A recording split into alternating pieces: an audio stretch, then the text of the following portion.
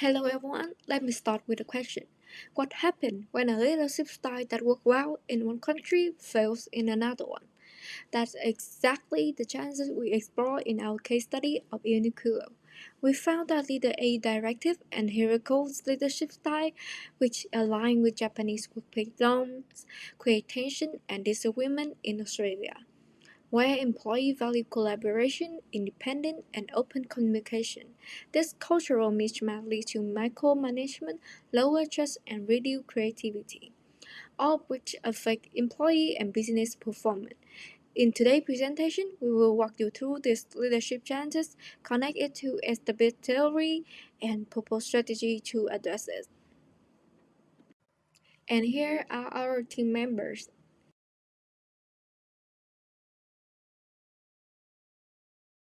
Regarding to the industry talk, Ron has admitted that the cultural mismatch between the Japanese leadership and Australian working style has led to the toughness of Uniqlo in Australia and also the micromanagement of Japanese leaders had caused a pressures, disengagement, and less creative workplace for the Australians. Also, for the research, the cultural dimensions has showed a significant difference between the Australians and the Japanese. And for also from the research, we found that the Japanese leadership style doesn't fit with the Australian working style. And for the cultural perspective, the Japanese organizations emphasize a group work, hierarchy, and formalities, while the Western countries they tend to be more individuals, less hierarchical, and open to communicate.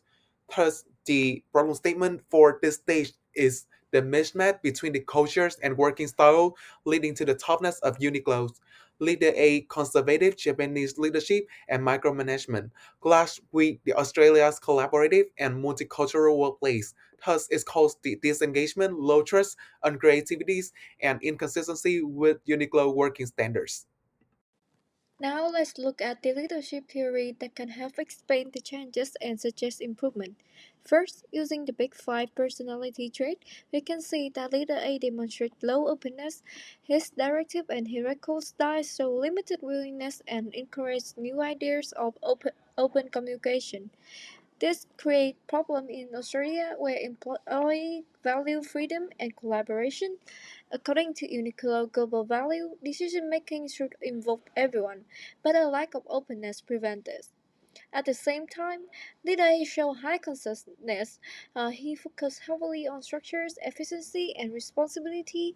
While this support may fit Japan's context, in Australia it can be feel like restrictive. Workers here expect more autonomy and input, overemphasizes on rules, risks limiting creativity and reducing motivation. To address this gap, two fingers are useful here. And first is inclusive leadership and situational leadership. Inclusive leadership highlights the importance of valuing all voice, creating respect, and empowering employee. Situational leadership, on the other hand, emphasizes adapting the style to readiness of the team. For example, with the new hire, a telling style might work best. Give a clear direction, add employee gain skill, leader can shift to selling or participating, involving them in decision making. For highly experienced staff, delegating allowed independence and trust by combining inclusive and situational flexibility. They could strengthen employee commitment, build trust, and ultimately create a more collaborative workplace. When little A entering the Australian workplace, his challenge is less about lacking skill, but more about adapting his mindset. Using the LBA framework to explain this process, in the adjustment phase, the leader must reshape both himself and his role, developing a culture of openness personally, while shifting from directive control to more particularly leadership in practice. That is why mindset training at this stage is very important because without it, he risks holding on his old style instead of transforming. Once the adjustments are made, his new behavior are tested in real interaction. Employees act as a moderator, judging whether his leadership matches their expectation of trust and collaboration, and etc. Only then we can reach to the true leadership effectiveness.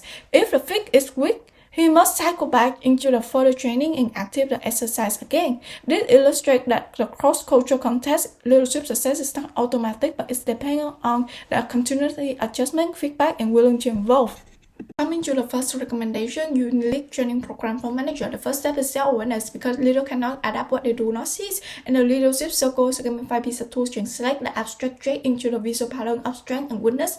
This process important with 10 cycle of education, experience, and reflection. Leader can see the current reality then reflect the assumption and sustain it. This links directly to work 5 power influence because leaders often default the structural control, rule monitoring, and micromanaging, realizing how much it shapes the direct interaction. By making this pattern visible, the tool exposes on how power is used and opening space of reliable toward the human resource symbolic frame where trust and meaning are happening. The reflection also triggers double loop learning. Leaders begin questioning not only their behavior but belief underneath. The low adaptability score also indicating the assumptions of the control equal qualities. Recognize that reframing this belief is the first step toward releasing the micromanagement. In the practice, leader must set the target of the small goal and then make a small shift.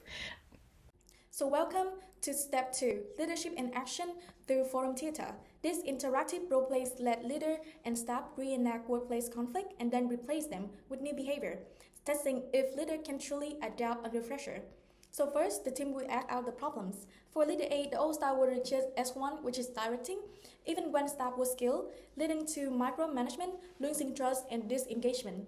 And second, we pose and diagnose. Did the employee really need D1 style guidance or D3 style support and voice? This highlights how mismatched style breaking trust. And third, we will replace with new actions. S2 coaching for developing staff, S3 supporting and capable but coaching staff. And for S4, delegating for confident experts. And finally, we will reflect.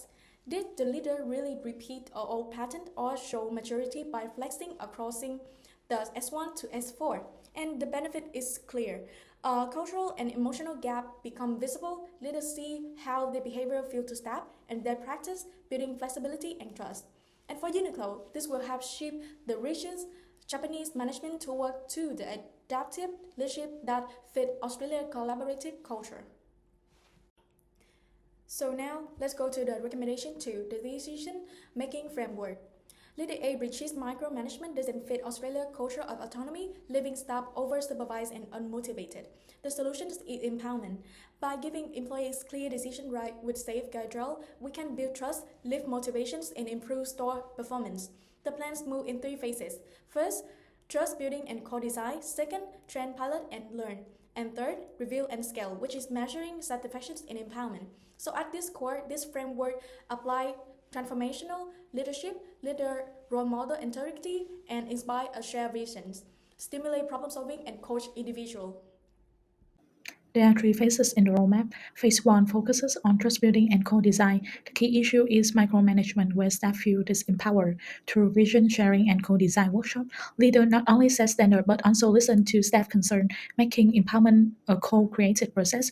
The DACI decision-making framework then clarify boundaries. Staff manage routine issue, manager coach in complex cases, and headquarter intervene only for systemic or legal matter. This redistribution of decision right is critical to restoring trust and autonomy. In phase 2, we move from design to practice through training, piloting, and learning. The mini DACI cards are not just tools, they symbolize trust in employee judgment. Simulation gives staff a safe space to test empowerment before applying it in real service recovery, reducing anxiety and ensuring consistency. Daily reflection meetings are equally important. Managers shift into coaching role which reflect individualized consideration. Critically, this phase operationalizes empowerment. It's not abstract but live in daily routine.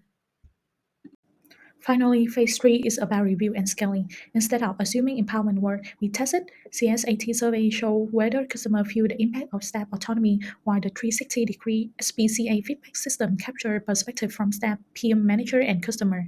Operational metrics like self-uplift and repeat visit link empowerment directly to performance. Overall, this roadmap shifts Uniqlo from control to transformational leadership in action, reducing cultural mismatch, improving service recovery, and creating a cycle where trust, autonomy, and performance reinforce one another. We call the Uniqlo to act right now, empower staff, adapt leadership, ensure bright futures. launched the Unilead training program to build cross-cultural adaptabilities and leadership maturities. Secondly, adopt the decision right framework to empower employees, reduce perception of micromanagement, and aligns with Australia's collaborative cultures. Thirdly, embedded ongoing feedback systems so that the leader can adjust in real time to local expectations. Why act now? The Uniqlo is expanding rapidly in Australia. Without cultural adaptation, pressure and disengagement will undermine the service qualities and employee retention and global brand consistency of Uniqlo's. Acting now to ensure that Uniqlo can sustain growth, strengthen its reputation, and lead the industry in cultural intelligence leadership. It's time to lead the chance before the mismatch limit the Uniqlo potentials.